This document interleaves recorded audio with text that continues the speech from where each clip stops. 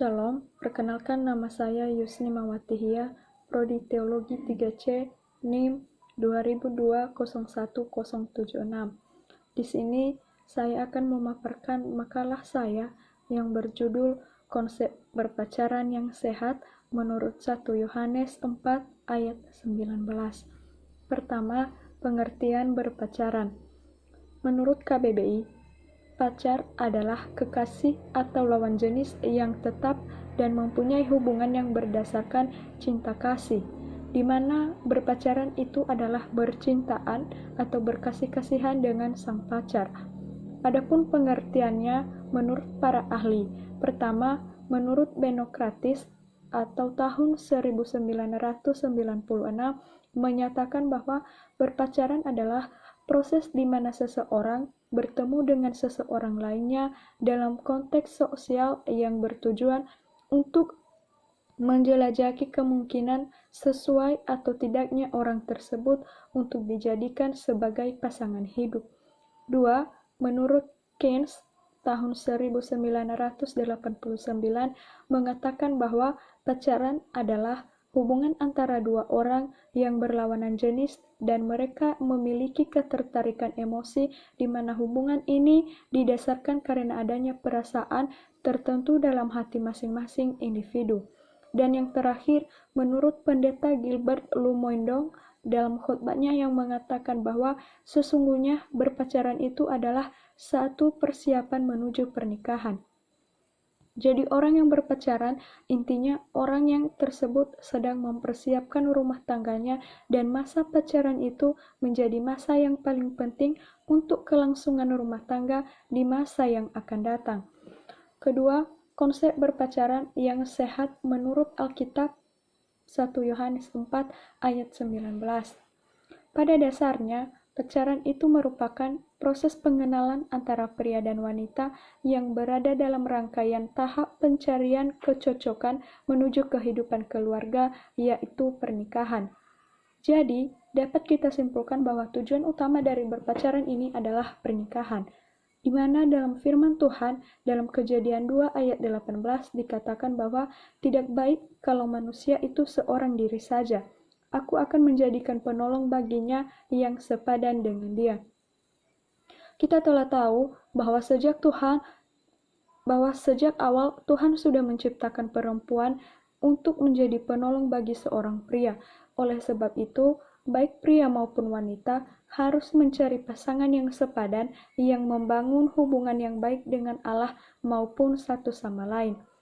Namun pada saat ini, kita banyak menemukan bahwa berpacaran yang sehat itu ataupun membangun suatu hubungan yang baik, banyak sekali hal yang tidak sesuai dengan yang dikehendaki oleh Tuhan. Anak-anak muda di kalangan saat ini banyak yang menjalin suatu hubungan tanpa mereka ketahui apa yang menjadi komitmen yang jelas bagi mereka dalam menghasilkan pacaran yang tidak sehat, karena mereka tidak memandang sejauh apa yang menjadi tujuan awal ketika memulai suatu hubungan. Saat ini, anak-anak muda banyak terlalu cenderung bahkan terjerumus untuk mencoba menjalin hubungan dengan laki-laki karena mereka hanya beranggapan bahwa pacaran itu adalah sebuah lifestyle yang sudah sewajarnya dilakukan meskipun tidak tahu apa yang menjadi komitmen sesungguhnya bagi mereka dan yang dikehendaki oleh Tuhan. Ketika mereka telah menjalin suatu hubungan tersebut, hal itu telah didasari oleh keinginan daging mereka masing-masing, dan hubungan itu berjalan bukan karena kehendak Tuhan yang berkuasa, melainkan karena adanya keinginan tersendiri yang menimbulkan adanya hawa nafsu dan berbagai keinginan-keinginan lainnya yang timbul yang justru menjebak mereka dalam melakukan suatu dosa. Hal inilah yang membuat anak-anak Tuhan yang semakin menjauh dan tergoyahkan iman mereka dan bahkan membuat mereka lebih jauh lagi kepada Tuhan dalam membangun suatu hubungan dan komunikasi yang baik kepada Tuhan. Kenapa hal demikian?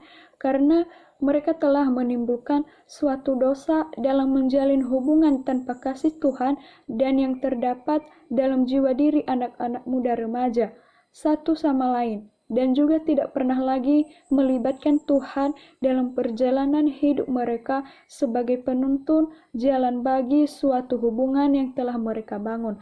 Hal ini dikarenakan telah terdapatnya atau adanya dosa yang telah diperbuat oleh mereka sendiri yang belum dibereskan sehingga dosa tersebut akan terus mengintimidasi pribadi kita sendiri sehingga membuat kita semakin bersalah dan merasa tidak layak untuk menyembah Tuhan.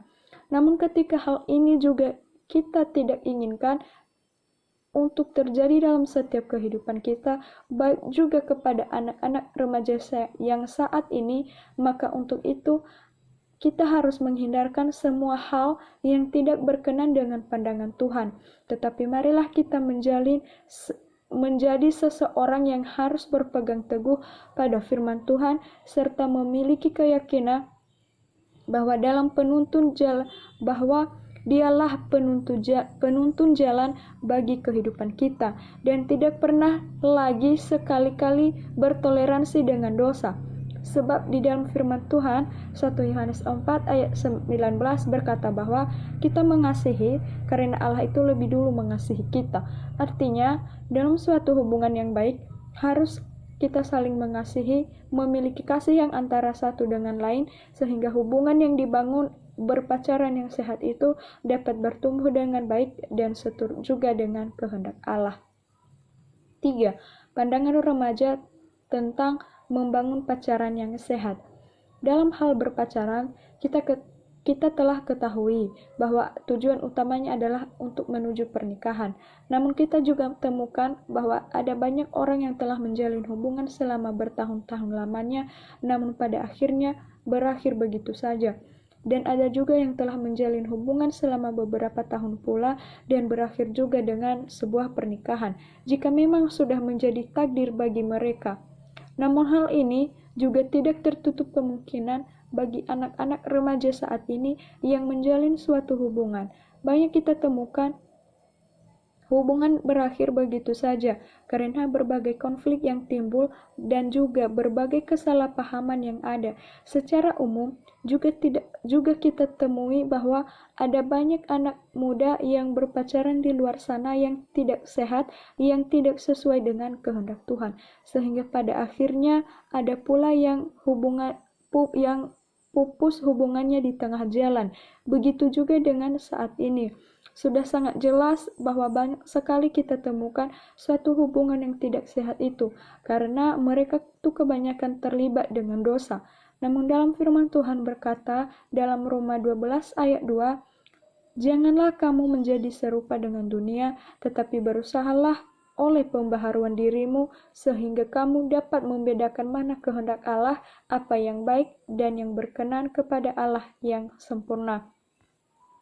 Tetapi jika kita ingin hubungan yang bertahan lama dan sehat, maka kita harus menjauhkan diri dari berbagai hal yang tidak baik dan tetap berpikir positif dan optimis, di mana mampu mengubah cara pandang dan pola pikir yang sehat sehingga kita dapat membangunnya dalam suatu pacaran yang sehat juga berdasarkan firman Tuhan, yakni pertama, saling mendorong satu sama lain dalam menuju Kristus. Artinya, hubungan yang kita jalin itu berpusat pada Kristus dan fokus pada kebenaran firman Allah, di mana akan jauh lebih sehat daripada hubungan yang dijalankan berdasarkan nilai-nilai duniawi.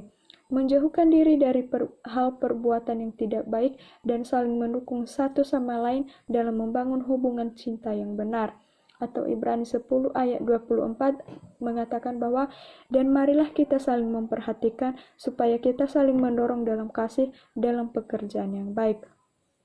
Kedua, jujur satu dengan yang lain dari dalam hati. Artinya, dalam membangun suatu hubungan yang baik, harus bisa percaya dalam setiap kekurangan dan kelemahan pasangan kalian, sehingga itu menjadi salah satu cara Tuhan dalam menyempurnakan hubungan yang dibangun menjadi lebih baik dan dapat menjadi berkat.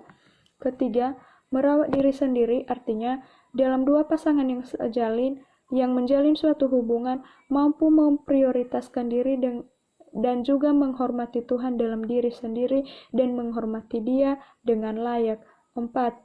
harus mencari pembimbing yang monitoring, artinya orang yang selalu membimbing hubungan dalam suatu pasangan kekasih agar tetap terjalin dengan banyaknya hikmat dan kebijaksanaan yang ada dalam tubuh Kristus, di mana hal itu bisa menyelamatkanmu dari berbagai rasa sakit, patah hati, dan juga dosa.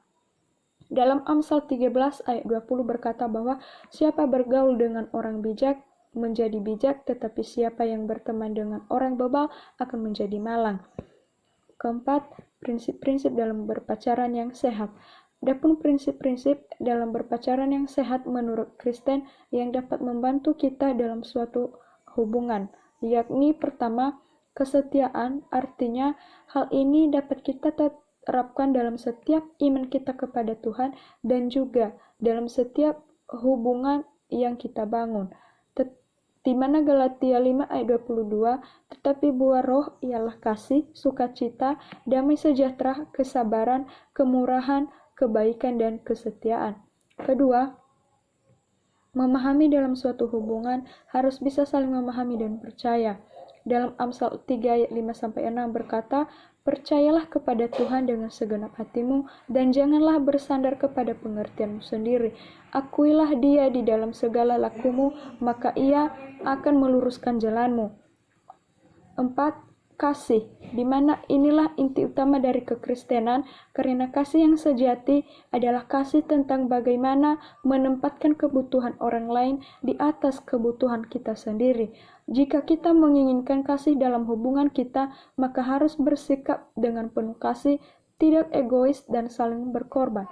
Kelima, adanya pengampunan, artinya mampu memaafkan seseorang atau yang menjadi pasangan kita, karena ini bagian yang terpenting dari kekristenan, di mana Kristus sendiri telah mati di kayu salib agar dosa kita terampuni, dan Dia meminta kepada Bapanya untuk mengampuni hamba-hambanya.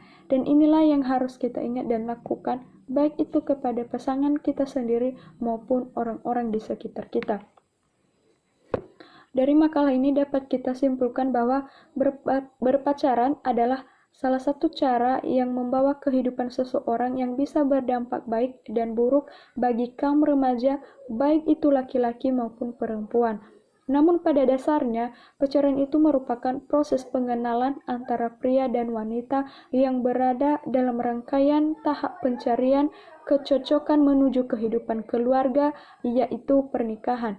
Jadi dapat kita ambil kesimpulan bahwa tujuan utama dari berpacaran itu adalah menuju pernikahan. Dalam membangun suatu hubungan yang baik dan dijalankan oleh setiap anak muda-mudi saat ini adalah harus dilandaskan dengan kasih, di mana setiap pasangan harus mampu memiliki rasa saling mengasihi seperti yang dikatakan dalam 1 Yohanes 4 ayat 19.